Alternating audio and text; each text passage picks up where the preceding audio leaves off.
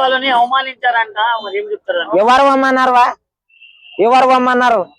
అవమానించే షోకు ఎవరు వమ్మన్నారు? ఒకటే చెప్తున్నా, నిజం చెప్పాలంటే నాగార్జున సార్ మీరు అంటే మాకు చాలా ఇష్టం. అన్నపూర్ణ స్టూడియో పెట్టి ఎంతో మందికి అన్నం పెట్టిండ్రు. మీ నాయన కాడ నుంచి వెళ్ళి ఎంతో కష్టపడ్డారు. ఆ స్టూడియో కోసం పస్తు నుండి పనిచేసిండ్రు మీ నాయన గారు.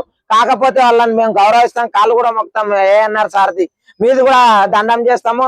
ఆ జడ్జిలని పీకేసి మంచిగా అవగాహన ఉన్న వాళ్ళని, ఒక డిగ్రీ చదువుకున్న వాళ్ళని, వాళ్ళు చదివినా కూడా వాళ్ళ చదివిన వాళ్ళకి కనిపించారు. నిజం చెప్పాలంటే వాళ్ళని చూస్తే ఎట్లున్నది అంటే ఊర్లో బురకలు పట్టేటోళ్ళు ఉంటారు మా వాళ్ళు, మా సోదరులు. వాళ్ళు నయం. నిజం చెప్పాలంటే తెలుసా, వాళ్ళకు అవగాహన ఉంటది ఏ టైంలో మనం ఏం చేయాలి అని చెప్పేసి. అరే ఒక సాధారణమైన వ్యక్తులు, ఒక మిడిల్ క్లాస్ వ్యక్తులు ఒక స్టేజ్ పైకి వచ్చినప్పుడు అలాంటి వ్యక్తి నువ్వు ఎట్లొచ్చినావు ఏమొచ్చినావు అనేది అడిగి, లేకపోతే ఒక టాస్క్ ఇవ్వాలి. అరే నేను అగ్ని పరీక్ష చూసిన, అసలు ఒక టాస్క్ ఇవ్వండి, లేకపోతే ఒక ఏమన్నా ఒకటి పాట పాడు అనండి, నవ్వించాను, ఒక కామెడీ చేయను, లేకపోతే ఒకటి ఏదన్నా ఒకటి చెయ్యి అని అడిగితే వాళ్ళ టాలెంట్ చూపిస్తారు. అరే నువ్వు వారికి తెలుసు నీకు కూడా ఫ్యాన్స్ ఉన్నారా అంటే, నీ ముఖానికి నీకు ఫ్యాన్స్ ఉన్నారా అన్న? నవదీప్ అన్న నీ మొహానికి ఫ్యాన్స్ ఉన్నారా? మీరు జై సినిమా, గౌతమ్ ఎస్ఎస్సి అనే సినిమాలు తప్పించి మాకేమీ తెలియదు. ఒక ఆర్య 2 సినిమా, ఆర్య 1 సినిమాలలో ఉండవు. ఇది అప్ప మాకు ఎవరో కూడా తెలియదు. మొన్న జడ్జిగా కూర్చుంటే అరే ఈ సార్ కదా అప్పుడు సినిమాలో చేసిండే అని అనుకున్నా. ఇంకోటి మా పోరాడానికి నా కొడుకుకు నీ ఫోటో చూపిస్తే ఎవరేమో అంటాడు, ఉప్పల బాలను చూపిస్తే బాలమ్మ అంటాడు. అర్థమైందా? నువ్వు ట్రాన్సా అన్నట్టు అడిగింది బిందు మాధవి, దాన్ని ఎలా చూస్తారు? నువ్వు ట్రాన్సా బాలు అని అడిగింది బిందు మాధవి. ఏమో వాళ్ళతోటి మంచిగా కనెక్షన్ ఉండొచ్చు, ఆమెకు వాళ్ళ ఫ్రెండ్షిప్ ఉండొచ్చు, అందుకే అడిగింది ఏమో. ఎప్పుడే గాని బాగా అర్థం చేసుకోండి. ట్రాన్స్ అని అనే ముందు ఒకటి అర్థం చేసుకోలేదు. ట్రాన్స్ మనుషులు కాదా? వాళ్ళు మనుషులు కాదా? వాళ్ళకు కూడా హక్కులు లేవా? వాళ్ళని అంత డైరెక్ట్ గా ఎట్లా అంటారు? ఒకవేళ ఒక మగ వ్యక్తి ఆడికి వచ్చినప్పుడు అవమానించినట్టు కాదా ఇది? ఎట్లా అంటావు? ఆమె మీద సీరియస్ యాక్షన్ తీసుకోవాలి. నిజం చెప్పాలంటే నువ్వు ఇచ్చేది చీప్ ఎంటర్టైన్మెంట్, నీకు ఏం అర్హత ఉంది లోపలికి వెళ్ళడానికి అన్నట్టు అన్నారు కదా. నువ్వు ఇచ్చేది చీప్ ఎంటర్టైన్మెంట్ ఇన్స్టాగ్రామ్ లో. అసలు నిజంగా చెప్పాలంటే వాళ్ళు జడ్జిలుగా ఊరికి అర్హత ఏముండదు. ఇప్పుడు మనం కోర్టుకి వెళ్తాం, ఏమన్నా నేరం అయినప్పుడు, ఏదైనా హత్యలు అయినప్పుడు కోర్టుకి వెళ్తే అక్కడ జడ్జిలు ఉంటారు. ఆ జడ్జిలు మనకు తెలుసు వాళ్ళు ఎట్లా న్యాయం చెప్తారు. ఏదైనా సరే ప్రాబ్లమ్స్ కానీ లేకపోతే అక్కడ సాక్ష్యాలు ఉంటేనే వాళ్ళు దానికి తీర్పునిస్తారు. నువ్వు ఏది లేనిది ఆ మనిషిని నీకు ఫ్యాన్స్ ఉండరా, నీకు అది ఉండరా, నీకు ఇది ఉండరా, అవన్నీ నీకు ఎందుకు భయ? ఆడ నీ టాలెంట్ ఏంది అని అడగాలి. ఒక పాట వాడు అనాలి, నువ్వు లవ్ ప్రపోజ్ చేయి అనాలి. చేసింది ఆల్రెడీ ఒక అమ్మాయి. ఒక అమ్మాయి జస్ట్ షూస్ క్లీన్ చేస్తే ఫోన్ వల్ల కొడితే లోపల తీసుకున్నారు, దాన్ని ఎలా చూస్తారు? మెయిన్ ఇంపార్టెంట్ దానికి అప్లై చేసుకున్న వాళ్ళకి తెలివి లేదా అని నేను చెప్తా.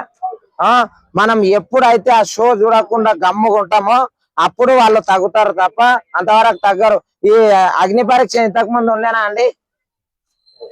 ఉండేనా చెప్పండి? అసలు లేదు. అటువంటిది ఇప్పుడు ఎందుకు పెట్టారు తెలుసా? ఇప్పుడు హై క్లాస్ లో క్లాస్ వాళ్ళని సెలెక్ట్ చేస్తారు, హై క్లాస్ వాళ్ళని డైరెక్ట్ జోరిస్తారు. అంటే వాళ్ళని కూడా అడగొచ్చు కదా, అడగారు. అట్లా ఎందుకు అడగారు అంటే కామనర్స్ అంటే ఊకొచ్చిన వాళ్ళు. కామనర్స్ అంత టాలెంట్ ఆ పెద్దోళ్ళకు ఉండదు తెలుసా? హైప్ కోసం అంతే, హైప్ కోసం. అర్థమైందా? ఉప్పల్ బాలు అనే కాదు, ప్రతి ఒక్కరు ఎవరైనా సరే మీరు ఏం క్వశ్చన్స్ ఉంటాయో అవి అడగండి. ఏంటంటే ఒక మనిషిని అవమానించొద్దు, బాధపడతారు. చెంప మీద కొడతా అన్నట్టు శ్రీముఖి గారు అన్నారు, దాన్ని ఎలా చూస్తారు? శ్రీముఖి గారు చెంప మీద కొడతా. అది ఏం జరిగింది ఏంది అనేది ఆ మొత్తం చూస్తే అర్థమవుతుంది. ఒక అమ్మాయి చెప్తోడు కొడతా అనేది ఓకే అన్నారు.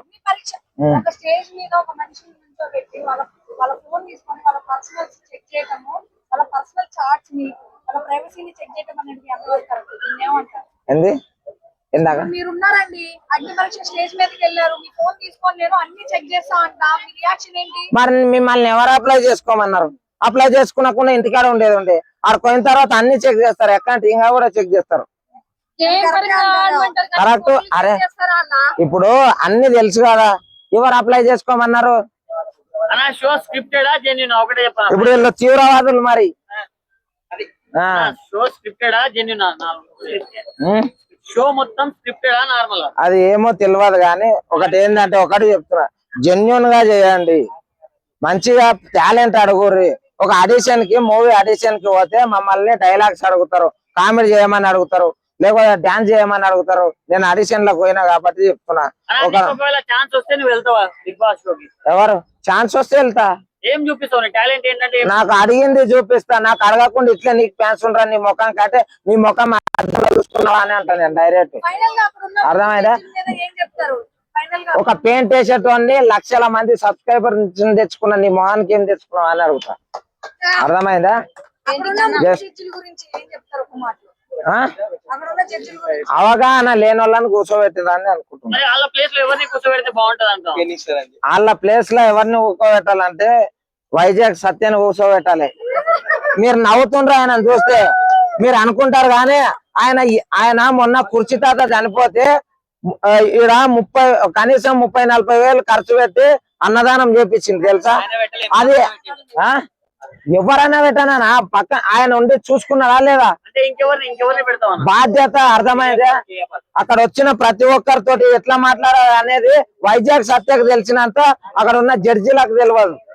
నిజం చెప్తున్నా, ఇంత మంది 10 మందితోటి మాట్లాడే సత్తా ఉండదు ఆయన. Thank you.